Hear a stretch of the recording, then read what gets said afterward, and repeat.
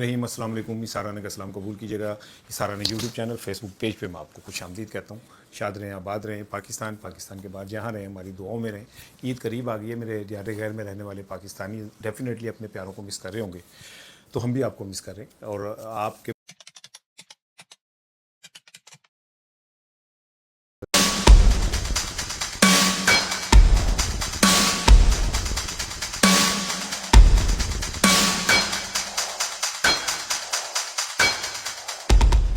बिस्मिल्लाहिर्रहमानिर्रहीम। अस्सलाम वालेकुम। साराना का सलाम कबूल कीजिएगा। साराना यूट्यूब चैनल फेसबुक पेज पे मैं आपको खुश आमदीद कहता हूँ। शाद रहें, आबाद रहें। पाकिस्तान के बाद जहाँ रहें हमारी दुआओं में रहें। ईद करीब आ गई है। मेरे यार गैर में रहने वाले पाकिस्तानी डेफिनेटली अपने प्यारों को मिस कर रहे होंगे, तो हम भी आपको मिस कर रहे हैं। और आपके बगैर ईद जो है ना वो सोनी सोनी है। इंशाल्लाह वो ईद आएगी जब वो आप अपने प्यारों में ईद गुजारेंगे। इंशाल्लाह ये मेरा वादा है, मेरे रब ने भी ये वादा किया हुआ है। अल्लाह आपको शाद आबाद रखे। आज हफ्ता है और 23 मई है। शाम का मैं ये वीलॉग आपके साथ कर रहा हूँ।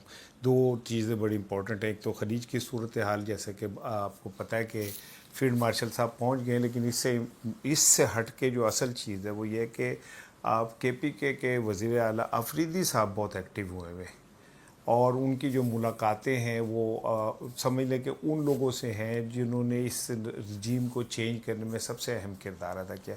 तो अब ये बड़ा इम्पॉर्टेंट सवाल है कि आफरीदी उन लोगों से मुलाकातें कर रहे हैं जिनकी वजह से इमरान खान इस मुश्किल का शिकार हुए।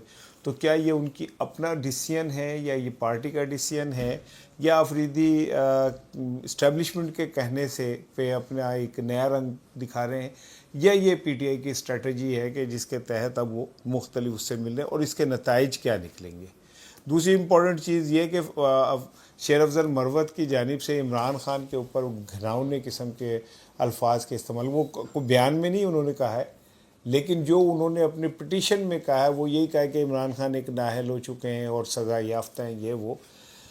तो उसके बाद अभी तक शेर अफजल मरवत के खिलाफ PTI बतौर पार्टी को कार्रवाई क्यों नहीं कर रही, ये बड़ा एक अहम सवाल है। और मैंने आज के वीलॉग में इस पर बात करनी, कुछ चेहरे जो हैं उनको बेनकाब करना है। हो सकता है कि बाहर के जो लोग बैठे हुए हमारे दोस्त तज्जिया करते हैं उनको ज़्यादा प्रिविलेज है कि वो जो मर्ज़ी खुल के कह दें। पाकिस्तान में रहने वालों को ऐसा नहीं है। और एक दफ़ा बड़ी दिलचस्प चीज़ भी मेरे साथ हो चुकी है। जब मैंने शेर अफजल मरवत साहब से मेरी एक चैनल पे खासी हो गई थी बदमज़गी, तो उसके बाद क्या हुआ था, बड़ा दिलचस्प वाक़या मैं शेयर करूँगा आपसे। लेकिन पहले चलते हैं ज़रा खलीज की सूरत हाल पे। अल्लाह का शुक्र है अब शहबाज शरीफ साहब जो हैं वो चीन पहुँच गए। वो बड़े परेशान थे कि यार सारी दौरा करी जा रहे हैं, मैं किधर दौरा ही नहीं कर रहा। तो वो अल्लाह का शुक्र है चीन पहुँच गए हैं। उन्होंने जाके वहाँ पे सोशल मीडिया एक्स पे एक ट्वीट भी खड़का दिया है। उन्होंने कहा जी बड़ी मेहरबानी है आपकी, मैं एक सूबा ज़ीजियांग के शहर बांगड़ू है कि पता नहीं कहाँ पहुँचा हूँ, मेरा पुरतबाक इस्तेमाल। हालांकि वो इस्तकबाल ज़रा देखें तो आपको मज़ा आएगा। छतरी लेके जो लोग खड़े हैं वो कितने लोग हैं और क्या पुरतबाक इस्तकबाल हुआ है। लेकिन वो बहरहाल ज़ाहिर है उन्हें कहीं ना कहीं इंगेज रखना था। तो अब ये तो नहीं हो सकता था कि फील्ड मार्शल साहब भी ईरान में हैं और मोहसिन नकवी साहब भी ईरान में, तो वज़ीर आज़म घर बैठा रहे। तो वो बड़ा अजीब सा लगता है। पूरी दुनिया को कोई मैसेज अच्छा नहीं जाता। हालांकि अच्छे मैसेज थे और बुरे मैसेज थे, किसी को कोई फ़र्क भी नहीं पड़ता। मतलब वो दुल्हन वही जो पिया मन भाई, तो PM को जो दुल्हन भारी है मन वही वो दुल्हन होगी ना। तो तुम भावें जिधे मर्जी घूंट काट के बैठे रहो, यानी घूंघट निकाल के बैठे रहो, उससे क्या फ़र्क पड़ता है। तो शहबाज साहब ने कहा कि यार ये तो बड़ी बड़ी कोई दो बिस्तीजी नहीं हो रही कि वज़ीर ख़जाना भी पाकिस्तान, ख़ारजा भी पाकिस्तान में बैठा है, वज़ीर आज़म भी पाकिस्तान में बैठा है, और दुनिया का सबसे अहम फ़ैसला होने जा रहा है और वो उसमें कहीं दोनों है ही नहीं। तो फिर वज़ीर आज़म ने कहा जी अच्छा फिर मैंने इंगेज करो। इंगेज ये कि मैं चीन चला जाता हूँ, वहाँ ज़रा जाके 3 दिन फिरूँगा और मुड़ के मैंने लाना क्या है। आज तक पाकिस्तान की तारीख में इतनी कम इन्वेस्टमेंट कभी भी नहीं आई, फॉरेन इन्वेस्टमेंट, जितनी इस टाइम पाकिस्तान में इस टाइम है।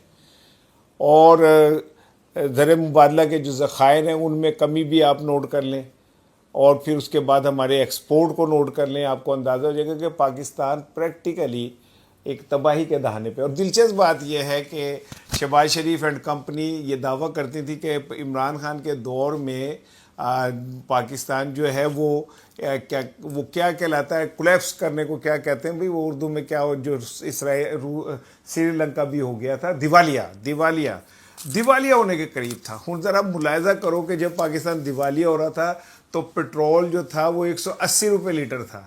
اب جب پاکستان دیوالیہ نہیں ہو رہا تو پٹرول جو ہے وہ 450 روپے لیٹر ہے. جب پاکستان دیوالیہ ہو رہا تھا شہباز عمران خان کے دور میں تو بجلی کا یونٹ جو تھا وہ 18 روپے تھا. آج پاکستان کو جب دیوالیہ سے بچا لیا گیا تو بجلی کا یونٹ 60 سے 70 روپے ہے. جب دیوالیہ ہو رہا تھا عمران خان کے دور میں تو ڈالر 180 روپے تھا. آج جب انہوں نے دیوالیہ ہونے سے بچا لیا تو ڈالر 280 روپے ہے.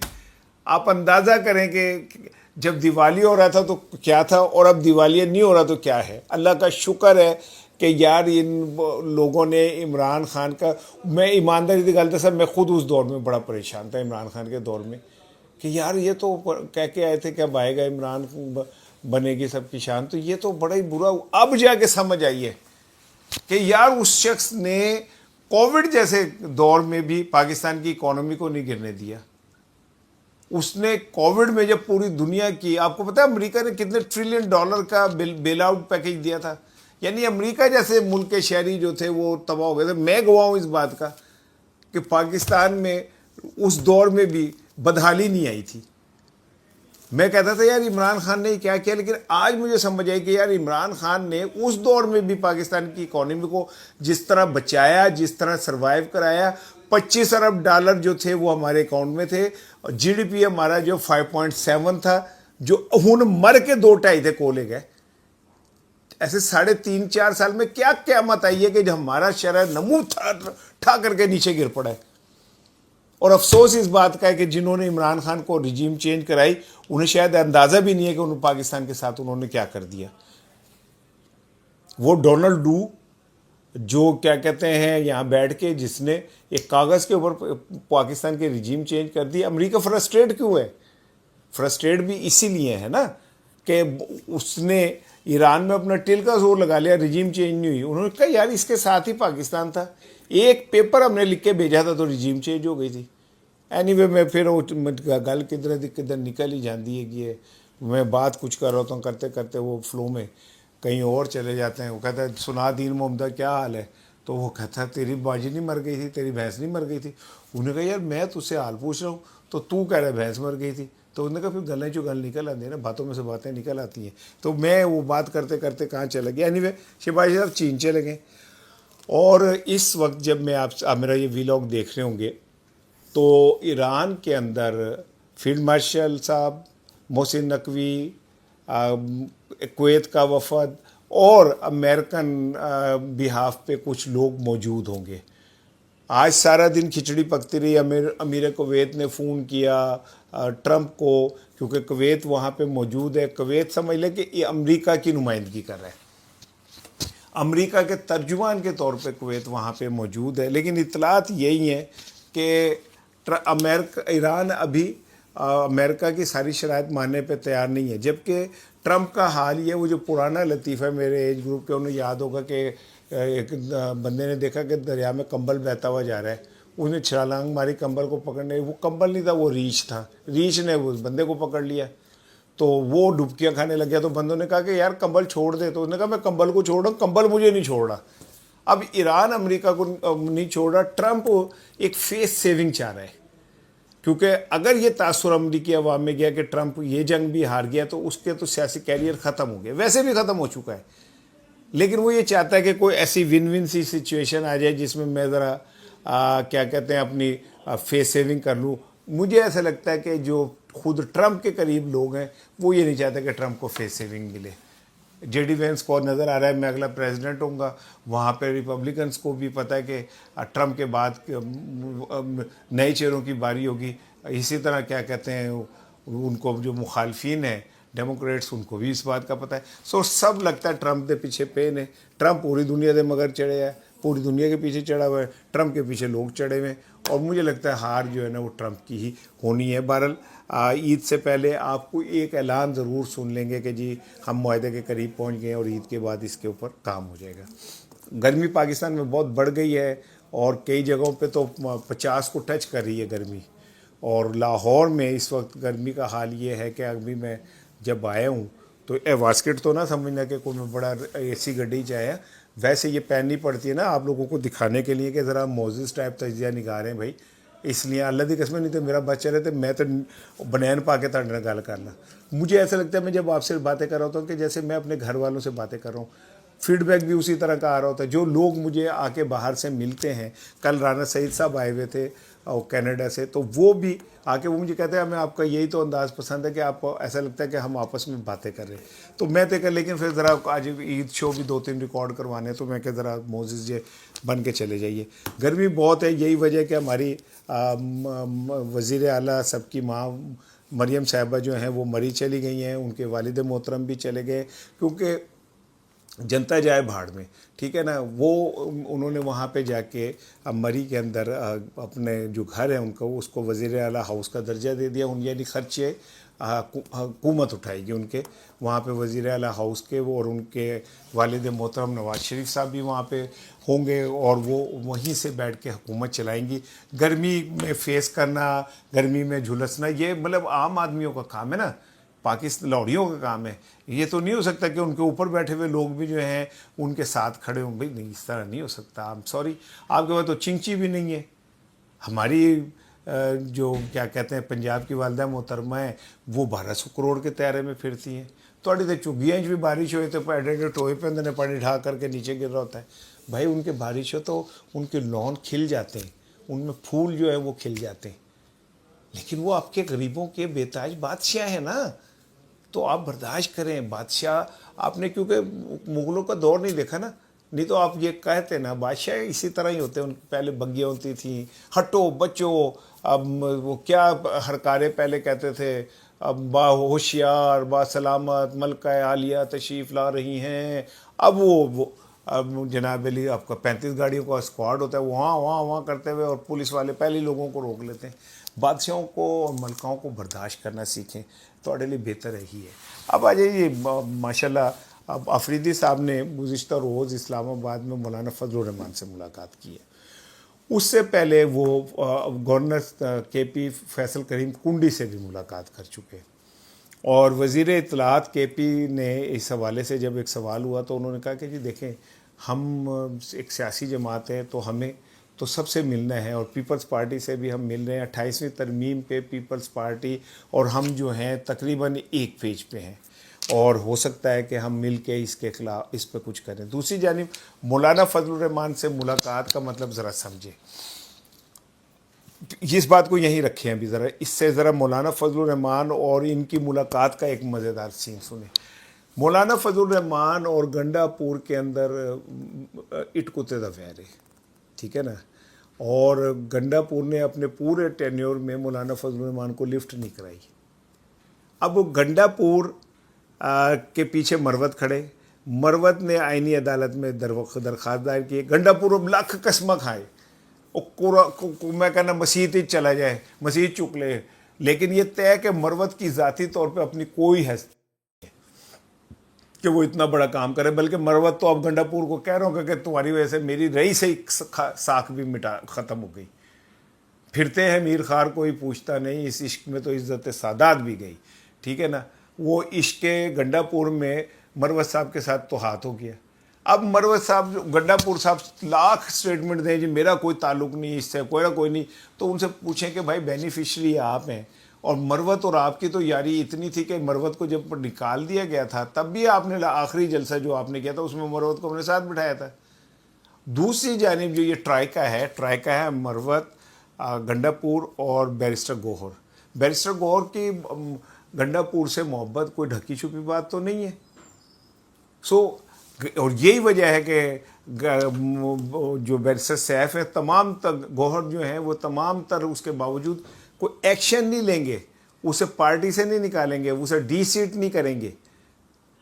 جس شخص کی جوتیوں کی طفیل ایم این اے آپ بنے ہیں, جس شخص کو آج آپ نااہل اور سزا یافتہ کہہ رہے ہیں, تو اخلاقی طور پہ پھر آپ کو تو اس کی سیٹ ہی نہیں رکھنی چاہیے. اب میں آتا ہوں اس طرف کہ شاید آفریدی صاحب جو ہے اصل میں کس کی گیم کر رہے ہیں. لیکن میں نے کہا میں ذرا چیز آپ سے کلیئر کر دوں. اب آپ کو مروت صاحب کے حوالے سے ایک میں سب واقعہ میں نے کہا تھا میں شیئر کروں گا, وہ کرتا ہوں. جب ایک دفعہ میری مروت صاحب سے ہو گئی ایک پروگرام میں خاصی تلخ کلامی, اتنی تلخ کلامی ہوئی کہ میں نے انہیں کہا کہ جی آپ جو کچھ بھی کر رہے ہیں وہ کسی طاقتوروں کے کہنے پہ کر رہے ہیں, اور آپ ایجنٹ ہیں اور آپ احسان فراموش ہیں, جس پہ وہ بہت بھڑکے اور انہوں نے بہت غصے کا اظہار کیا. بلکہ کسی اور پروگرام میں جب اختیار ولی سے میری بہت شدید جنگ ہوئی تو تب بھی مروت صاحب نے یہ کہا کہ سارانہ نے مجھے بھی ایک دفعہ غدار کہا تھا اور یہ اور کہا تھا اور وہ کہا تھا. اچھا, اسی دوران جب یہ ساری بہت گرما گرمی ہو گئی تو ہمارے ایک دوست ہیں, وہ سینئر ایڈوکیٹ ہیں اور بڑے ماشاءاللہ پیسے والے, ان کا مجھے فون آیا, کیا حال ہے, یہ ہے وہ ہے, ٹھیک ہیں وہ کیا یار, وہ میں نے آپ کو بات بتانی تھی کہ ایسے ایک دفعہ مروت صاحب نا ان سے ان کی پتہ نہیں ڈی آئی جی اسلام آباد سے جب ہوئی تھی تو اس کے بعد یوں ہوا اور یوں ہوا, اور ڈی آئی جی صاحب کے والد کے ساتھ ایسا ہوا, یہ ہوا وہ. تو میں نے کہا جی اچھا, میں اب ڈر گیا, باجی ڈر گئی ہے, اور اب آپ نے جو مجھے کنوے کرنا تھا وہ کر دیا, اب مجھے بتائیں مجھے کیا کرنا ہے. نہیں آپ بھائی ہیں اور یوں ہیں یوں ہیں. وہ خیر مجھے نہیں پتا کہ وہ مجھے انڈائریکٹلی یا ڈائریکٹلی کیا دھمکی لگی ہے کہ لگائی گئی ہے لگی ہے, کوئی نہیں, مجھے اس سے کوئی نہیں. لیکن اب آ جائیں اصل چیز کی طرف کہ آفریدی صاحب پیپلز پارٹی سے بھی پینگے بڑھانے, اور وہ فیصل کریم کنڈی جو کل تک آفریدی صاحب کو سی ایم ماننے پہ ہی تیار نہیں تھے, آج وہ دونوں بڑے جفیاں پفیاں ڈالتے ہیں, ملاقاتیں ہوتی ہیں, گندم کے اوپر بات ہوتی ہے, کنڈی بلاول بھٹو سے بات کرتے ہیں, پھر گزشتہ روز فضل الرحمان سے بھی ملے. اگر پولیٹیکلی دیکھا جائے تو اس چیز کے دو حصے ہیں. اگر پولیٹیکلی دیکھا جائے تو یہ ایک اچھی بات ہے کہ پی ٹی آئی کو اپنی یہ تنہائی ختم کر کے ان لوگوں کو ملانا چاہیے, کیونکہ تحریک تحفظ آئین پاکستان کے پاس اسٹریٹ پاور تو ہے نہیں. یہ بات تو آپ لکھ کے رکھ لیں. کل جو ہڑتال ہوئی ہے وہ ہڑتال کا اعلان نہ ہی کرتے تو بہتر تھا, ٹھیک ہے نا. اس کا ہڑتال کا پورے پاکستان میں کوئی ریئیکشن ہی نہیں آیا. اس کی ریزن یہ کہ اچک زئی کا پنجاب سے کیا تعلق, بھائی راجہ ناصر عباس صاحب کا پولیٹیکلی کسی سے کیا تعلق, تو کیا رد عمل آنا تھا, کوئی رد عمل نہیں آیا. اسی طرح جیسے جماعت اسلامی نے بس اپنے کئی منصورہ شنصورہ میں کھڑے کر کے بندے کر لیے ہوں گے. تو اگر آپ نے اس سسٹم کے خلاف اسٹرگل کرنی ہے تو آپ کے پاس وہ پولیٹیکل پارٹیاں تو گروپ میں ہونی چاہیے جن کی اسٹریٹ پاور بھی ہے, جن کی سے بھی ہے. تو ڈیفینیٹلی یہ بات یہاں تک ٹھیک ہے کہ فضل الرحمان صاحب کے پاس بھی طاقت اسٹریٹ پاور ہے پیپلز پارٹی کی, لیکن یہیں پہ رک جائیں. اب میں پھر وہ رجیم چینج پہ آ جاتا ہوں.